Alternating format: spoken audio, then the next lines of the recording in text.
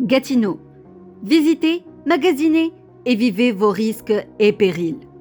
Gatineau affiche les prix de location et de vente immobilière les plus bas de la région de la capitale nationale, avec en toile de fond le pittoresque parc de la Gatineau et une façade relativement propre et bien entretenue. C'est peut-être pour cette raison qu'elle est devenue le lieu de résidence de 227 groupes ethniques et culturels différents selon la ville de Gatineau.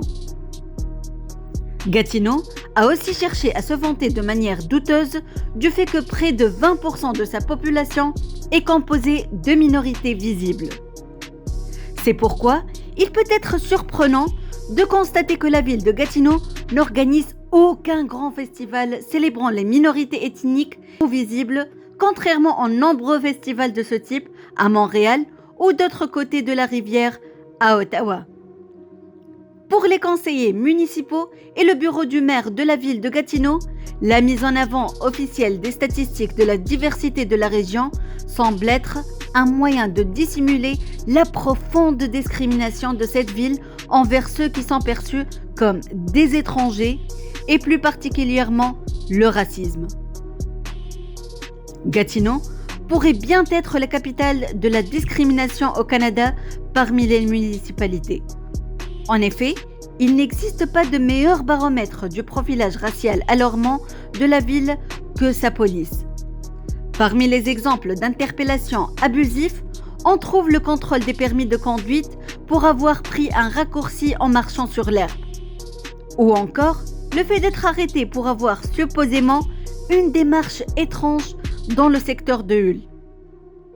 Se faire interpeller pour un prétendu passage en dehors des clous, être arrêté simplement pour avoir loué une voiture, être apparemment contrôlé pour avoir une plaque d'immatriculation non québécoise, être suivi sans raison jusque dans un centre commercial et au moins un cas où un policier aurait décidé de se venger d'un plaignant en le menaçant d'arrestation s'il ne présentait pas son permis de conduite dans les 30 secondes, alors qu'il était simplement en train de marcher, un exemple classique de marcher en étant noir.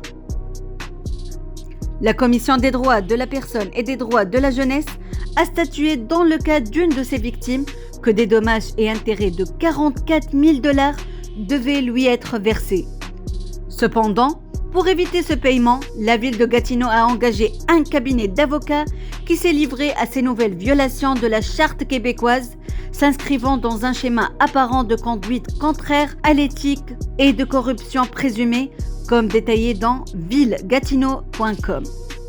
Nous appelons les citoyens à boycotter économiquement la ville de Gatineau jusqu'à ce qu'elle commence à respecter la diversité de la même manière qu'Ottawa, Montréal et d'autres régions du Canada.